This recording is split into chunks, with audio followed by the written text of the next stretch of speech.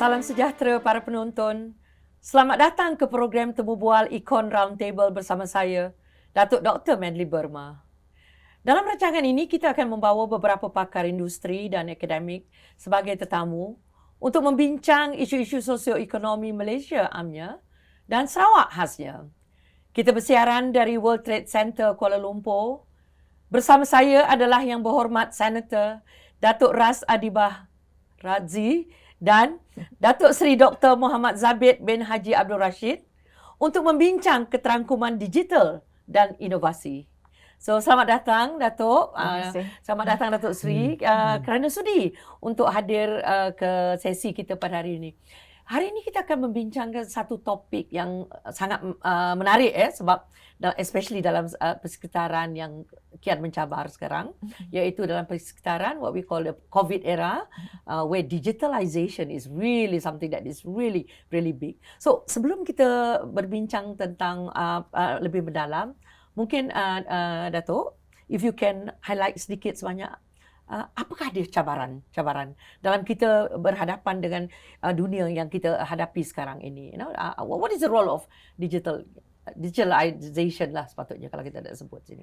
Well, macam digital inclusion adalah sebenarnya bukan saja untuk orang yang bukan OKU tetapi OKU juga. Okay. Saya rasa cabaran yang kita hadapi ketika ini adalah untuk memastikan informasi itu turun dan sampai kepada mereka yang peringkat 7 kategori OKU maksud saya. Okay. Jadi itu adalah antara kekangan yang kami hadapi. Kalau boleh saya mewakili sahabat-sahabat OKU saya. Okay. Sewaktu mulanya pandemik pada tahun yang lalu, kami rasakan seperti diri kami ini ditinggalkan, dilupakan. Okay. Bukan disengajakan tetapi kerana semuanya everything was happening too fast. Too fast, ya. Yeah? Okay. Orang tidak ada waktu nak fikir itu ini tetapi sebenarnya ada antara message yang kita nak utarakan kepada masyarakat terutamanya OKU tidak sampai. Okay. So tadi Datuk ada menyebut 7 kategori. Boleh tak kita jelaskan apa kategori tersebut? Kategori OKU adalah buta, habis tu physical, pertuturan, deaf, pekak, ya, dan kita mempunyai penyakit jarang jumpa, rare disease, ya, dan kita mempunyai mereka yang mempunyai masalah pembelajaran. Jadi kategorinya dan lagi satunya adalah pelbagai. Pelbagai adalah sekiranya saya mempunyai kecacatan fizikal, tetapi saya mempunyai mungkin kecacatan dari segi tidak boleh mendengar, saya deaf, saya pekak. So itu adalah kadang double disability. Prof, Datuk Seri.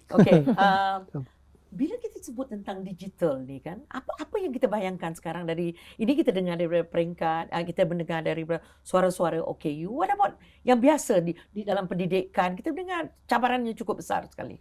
Ya, baik. Terima kasih. Jadi sebenarnya bila kita bercakap tentang digital, ramai orang mempunyai tanggapan yang kurang tepat. Sebenarnya pendigitalan di negara kita telah pun berlaku. Dan mereka telah pun menyertai sebahagian daripada proses pendigitalan tanpa menyedari bahawa they are in the system. Sebagai contoh, adalah hari ini kita lihat skim perkhidmatan perbankan. Dengan kita menggunakan online, dengan kita menggunakan apps di dalam smartphone kita, mana kita telah mendigitalkan diri kita juga, menyertai pendigitalan. Jadi ini adalah satu perkara yang mungkin disebabkan kerana kurangnya kefahaman, kurangnya kesedaran secara menyeluruh tentang apa itu pendigitalan. Sebab kerajaan pun baru melancarkan digital economy dan kita dengan war-warnya all the various activities yang akan dilibatkan. Datuk, balik kepada cerita tadi. Bila dikatakan maklumat tak sampai, can you explain in detail kenapa maklumat tu tak sampai? Here we heard about digitalization. Kita dengar bukan main lagi akses kita kepada, we are one of the most, kata orang, well connected. So what really happened? Well, this digital inclusion is just not about our internet penetration rates or access to the internet, but it's also how and it talks about whether kita boleh afford ataupun tidak. Okay, affordability. And whether people are able to use the internet. So bagi sahabat-sahabat kita yang OKU, bukan semua daripada kami yang mampu. Dan mungkin apa orang kata internet kami tidak berapa kuat dan telefon kami itu tidak secanggih. Jadi sewaktu kita mewar-warkan dan menghebahkan informasi mengenai cara-cara untuk kita hidup dengan norma baru ini, ada kalanya saya bagi contoh, kalau kita membuat satu poster, poster tu kadang kita masukkan semua informasi dalam tu. Jadi sahabat-sahabat saya yang punya masalah pembelajaran, dia orang tengok benda ni dia tak faham. Dan jadi terlampau kusut dengan maklumat. Jadi kita nak mudah, kita nak keluarkan saja information itu, tetapi sebenarnya kita tidak tahu yang maklumat yang kita nak sampaikan itu orang tidak faham. Saya bagi contoh, kalau ini posternya kita kena pastikan diorang lagi suka kalau ada gambar rajah. Jadi gambar rajah bagikan kepada 6. 1, 2, 3, 4, 5, 6 dan letak points. Jangan letak banyak-banyak macam gini. Jadi orang pening kepala nak baca. Alright. So dan this is inclusiveness, ya? Ya, inclusiveness. Dan bukan saja untuk OKU tetapi juga untuk warga emas 2030 Malaysia akan menjadi an aging population. Jadi bagi masyarakat kita yang warga emas pun tak boleh nak digest information tu. Dan Datuk, saya nak kongsi juga sebenarnya waktu kita keluarkan information untuk masyarakat secara am. Kadang-kadang kita buat video, tapi tak ada narration. Jadi orang buta tak tahu apa kita nak cakap. Habis tu kadang-kadang kita buat video, kita ada suara, kita tak ada juru bahasa isyarat ataupun kita tidak ada closed captioning. Tak ada subtitling. Itulah yang kami frustrated. Very important point. Yeah. So benda ni saya rasa perlu kita sebagai rakyat biasa ni, kadang-kadang kita ingatkan orang tu semua sama. We tend to homogenize. Sedangkan dalam masyarakat kita ni pelbagai. Tadi disebut tentang intersection. Kami dalam economic call it intersectionality. You can be OKU, you can be women, single mother, B40. Can you imagine? You know the kind of policies that we need for them. So that is very very important. So selepas ini saya rasa tadi disebut tadi bila katanya ada video, lepas tu video tu kadang-kadang orang buta tak boleh melihat kan. Macam dia orang begini, dia kata pakai mask tu. Warna biru di luar, warna putih di dalam. So not everybody can see that colour. So itu benda tu. I think you brought a very very important point. So mungkin sebelum kita melangkah ke slot yang kedua, mungkin saya akan membawa satu perbincangan selepas ini, iaitu dalam keadaan semasa ni, apatah lagi there are people who are from the rural areas. Can you imagine they are OKUs and in the rural areas. Itu lagi menyukarkan. So kita berhenti seketika untuk kita dalam slot ini untuk kita melangkah seterusnya membincangkan tentang keterangkuman digital dan inovasi.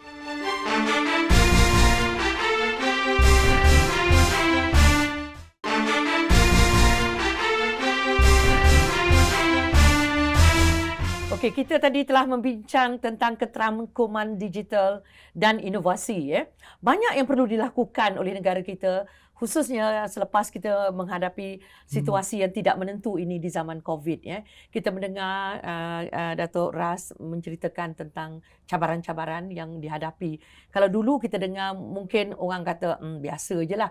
Ini memang ini masalah kita, biasa. So jadi yang menjadi isu sekarang ialah di zaman yang sekarang ni yang kita hadapi, saya rasa it's a double jeopardy for the OKUs, like you have rightly mentioned just now.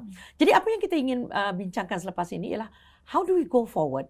What are the kind of things that we need to do, on the part of the OKUs, on the part of government, on the part of a private sector, or society at large, game changers, the thing that we need to make us the agenda of inclusiveness ini boleh dibawa ke depan. Mungkin if Datuk boleh bincangkan. Sebenarnya kita perlu action plan sekarang. Kita dah tidak boleh duduk-duduk lagi dah. Dah tak larat dah. Jadi kita kena buat satu strategi untuk memastikan apakah cara yang terbaik agar kita dapat memperkasakan bukan sahaja OKU tetapi mereka yang memerlukan di kawasan luar bandar, di rural area seperti Doktor cakap tadi. Sebenarnya digital ni macam Datuk Sri cakap tadi, kita sebenarnya dah dengan telefon kita dah masuk information, kita dah tak tahu sebenarnya kita dah masuk dalam tu. Cuma bagaimana kita nak menggunakannya.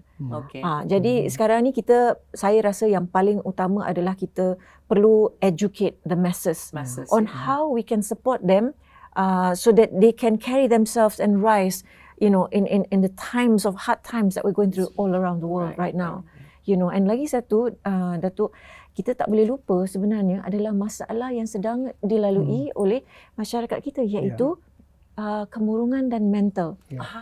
This pandemic has brought upon a surge of influx of people who's going through, suicidal attempts, mereka mempunyai panic attacks, stress level tinggi.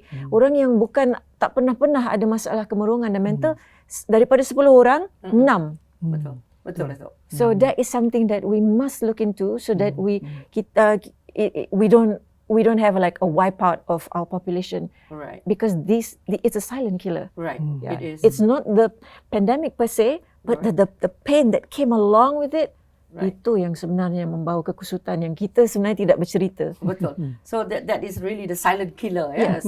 So that is a very important point. I remember when we interviewed you on other occasion, you did mention this point that we also need to look into.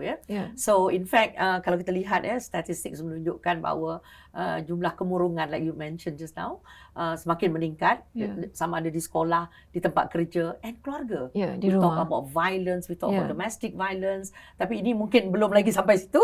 Tapi it's a good point. Sudah sampai situ. I mean for this discussion kita dalam inclusiveness ini, kita akan bincang into okay, Datuk Sri, you are very much into education. So we've heard how difficult it is during this difficult time, and the way forward. She was talking about an action plan. Dah tak boleh dah we sit on our laurels. Yes. In education, what can you say, Datuk Sri?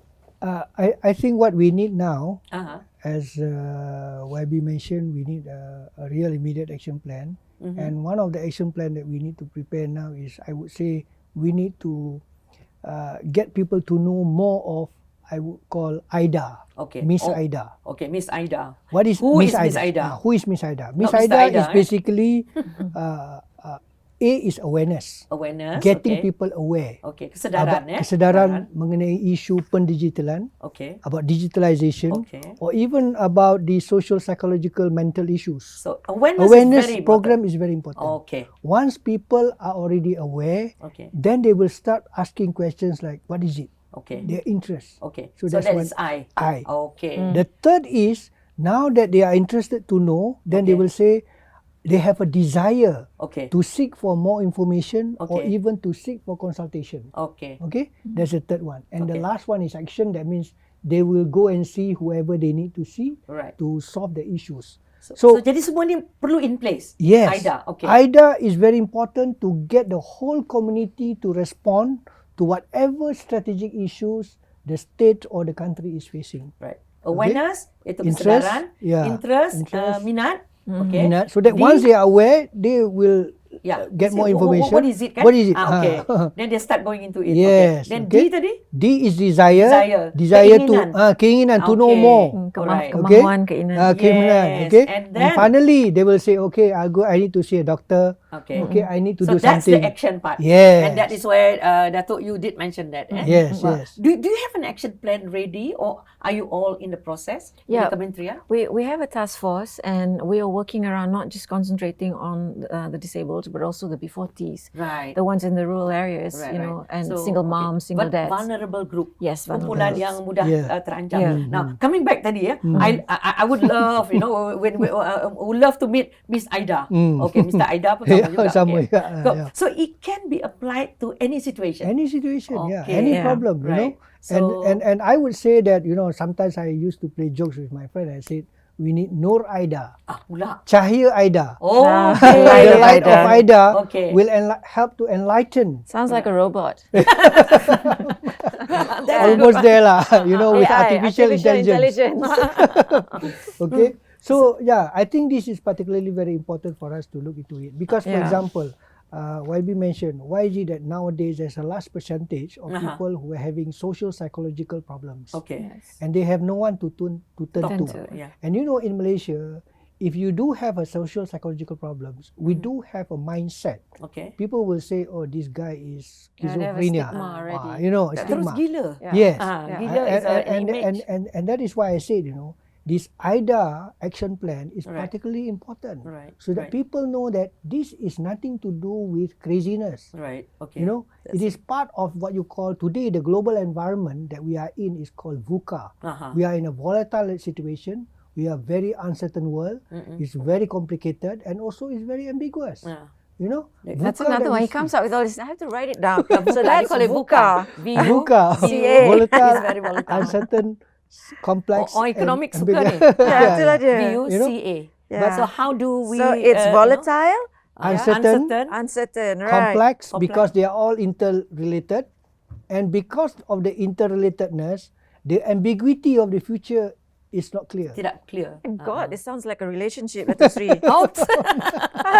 Definitely. But this is happening today. Yeah. It is not, happening ini. Tidak. This is happening and we don't realize that this is the realities. Okay. So, for example, when you talk about COVID-19, you need to address with VUCA, you need to address with all these situations. Yeah, betul. You know?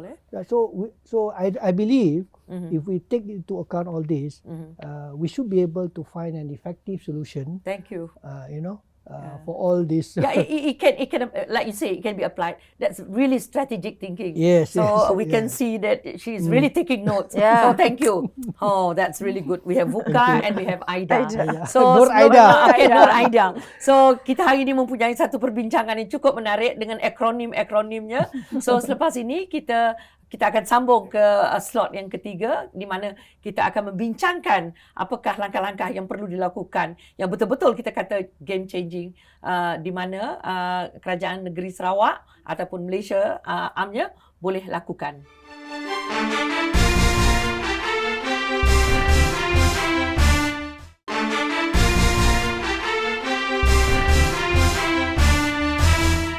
Okey, kita kembali selepas membincangkan satu topik yang cukup menarik. Tadi kita mendengar tentang Miss Aida, kita mendengar tentang VUCA dan bagaimana Nur Aida. Nur Aida dan sebagainya dalam slot yang kedua tadi. So seterusnya kita akan dalam slot yang seterusnya ini kita akan membincangkan tentang balik kembali pada yang saya katakan tadi iaitu game changing situation or the game changers. Sometimes kita sebut low hanging fruit. Apa yang boleh kita buat dalam masa yang terdekat, apa yang boleh kita buat dalam masa medium term dan sebagainya. Mungkin boleh Datuk, if you can recommend. Akses digital tu adalah sebenarnya langkah yang pertama untuk kita untuk kita sampai kepada transformasi sesebuah masyarakat itu. Okey, jadi macam mereka yang membuat dasar, policy makers perlu consider impact dengan kepantasan digital ni, you know, because sometimes laju-laju sangat orang macam tak boleh tak terkejar, you know. Sebelum kita masuk kepada automation, AI, ESG kan. Jadi macam Nur Aida semua tu. Jadi kita perlu address digital literacy. Bukan semua orang, Datuk Sri, Datuk, yang tahu bagaimana nak menggunakan teknologi yang sedia ada. Mereka guna untuk personal tetapi mereka tidak tahu macam mana nak cari kerja. Jadi waktu begini sebenarnya adalah waktu untuk kita memastikan kita menyiapkan masyarakat on how to live in a new world because it's so different. And you know what? I bet you we never thought, kita tidak terfikir, tidak terlintas di kepala kita yang kita akan melalui semua ini. Betul. Di dalam era hidup kita, generasi kita. Dan generasi akan datang, saya tidak tahu bagaimana, mungkin by that time ada flying cars and everything. Tetapi kita kena pasti kita sediakan semua ini untuk masyarakat kita, terutamanya yang memerlukan. Betul. You know. And tadi kita cerita mengenai OKU tu, Datuk Doktor. Sekiranya kita tidak memberi sokongan kepada mereka, mereka akan hanyut.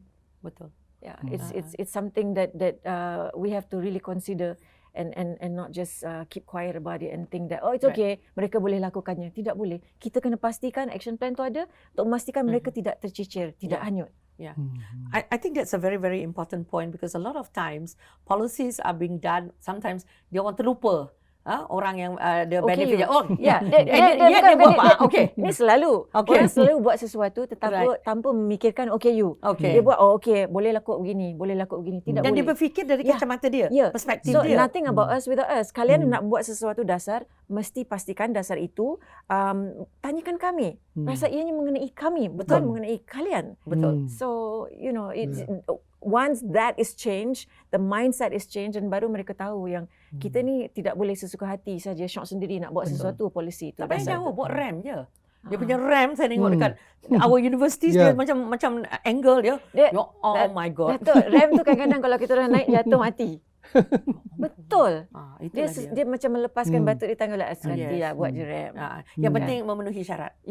Mesti ikut spesifikasi. Thank you. That's very important. Very important. And also in policy making, you cannot be left out. Cannot. Okay. Because wait. You know what? Everyone will become disabled one day. Setiap daripada kita akan menjadi OKU satu hari nanti. Betul. Jadi kita tidak boleh ambil mudah lagi. Betul. Itu Tidak yang boleh. perlu kesedaran. I remember when you told us the other day, within 1 second, you can become jalan terbelik, jatuh. Anything can happen. Kan? Ataupun grow old like me. Dan tak nampak. Betul. Okay, thank you. Now, Datuk Seri, coming from the university and coming from with an academic background, what is it about digitalization, inclusiveness, and innovation that you can think that you can suggest to the government of Malaysia, atau especially government of Sarawak, given the situation that we are in right now? I think now that we are already in this pandemic COVID-19 era, there are many actually opportunities that we can explore. Okay. And one of the areas that we need to look at, in my opinion, that we are not doing at its best, is on looking at a creative way and innovative way on R&D. R&D, okay. R&D. Now, when you talk about R&D, people are looking at vaccines. Let the West do that, or other people do that. Right. But we have other issues to handle in terms of R&D. Okay. Now, one of the areas that I believe Sarawak can actually play an important role is, I was looking at the statistics of Finland. Okay. Finland is the double the population of Sarawak, and yet in terms of productivity, GNP and GDP per capita is very high. Okay. Why? Because they spend 2.9% of their GDP on R&D. R&D, yeah. Now, R&D is particularly very important because R&D is not just expenses. It's also looking at future income. Okay. For example, one of the areas that I think Sarawak should look at or explore is R&D in access in education. Okay. Now, how do you do that? Okay. Now, there are two things for us to do R&D in education. One is getting the technology, the systems in place. Okay. The other is the content. Okay. Now, the content means you must have subject matter experts. Okay. You must have people who understands what are the priorities in education. Okay. Primary education, secondary education. Okay. So once we have got that system in place, then we can create a new approach on learning. Okay. No more going to school. Okay. You can actually have school from home, or in fact school will be like 3 times a week as opposed to 5 days a week. No longer face to face. No more. You know why? Because for example, in places like Sarawak, okay, I understand that you have problems of remoteness, access, remoteness, things like that. So you can choose from electricity to solar energy. All right. You can change from internet to, for example, radio frequency. Okay. You can change from exam to continuous learning. All right. So all these things are going to, and in fact, I believe if we can develop a new system, there will be a new export for the state. That's one of the areas. Right. The second area that I think Sarawak can also look into the possibility is also looking at for digital literacy in terms of administratively. Sarawak has got 7 divisions, if I'm not mistaken. More than 7 now. Right? Yeah. Now with these 7 divisions, right, you have districts. Okay. And then let the district officers play that role. Okay. You know, Alright. so that because administratively they know where are the areas, where are the people, or in what community is remote and sparsely populated that needs attention. Right. Okay. Number 3 is, I would like to suggest the third acronym, SIMA. SIMA. Sarawak State Strategic Implementation and Monitoring Authority. Wow. Now that is for monitoring and evaluation. Because to make sure that things are planned, implemented, done, and properly. Wow. Achieving the targets of the So state. the state government needs 3 things to do, right? To look into, So I think we are coming towards the end of our discussion today, Dato'. I mean, I really hope that I can, bring out just a bit But very, very, very important points. You talk about inclusiveness. You talk about the need to listen. Not only just listen with your ears, but also listen with your and heart. not discriminate. And not discriminate. And not when we do policies, you need to have the the beneficiaries to be involved. Yeah, the This is stakeholders. empowerment, Yes. the stakeholders and Yeah. everything. And then we hear about, of course, the acronym. Dan sampai acronym tadi kita dengar lagi yang the last one tu a bit susah SIMA. Strategic Sarawak State Strategic Implementation and Monitoring Authority. Right. So this We is need- not we need okay. that, We need actually. that. Not only to plan, to But also implement, but also to monitor. whether we Right. achieve or not. Right. That is what digital is all about. Yes. So we hope that with this discussion today, kita harapkan kita dapat kita mendapat banyak memanfaatkan banyak ilmu yang baru, khususnya berkaitan dengan akronim-akronim yang kita ramai di kalangan kita yang mungkin tidak dengar. So kita sudah sampai ke penghujung perbincangan kita pada hari ini. Sampai di sini saja episod kita pada hari ini. Terima kasih kepada tetamu, Datuk Ras. Thank you so much. You have always been very, very kind and very generous with your comments. And Datuk Sri, with your interesting, all the words that you are using. Okay? Terima kasih kepada World Trade Center Kuala Lumpur sebagai lokasi studio kita. Kita berjumpa lagi pada episod akan datang.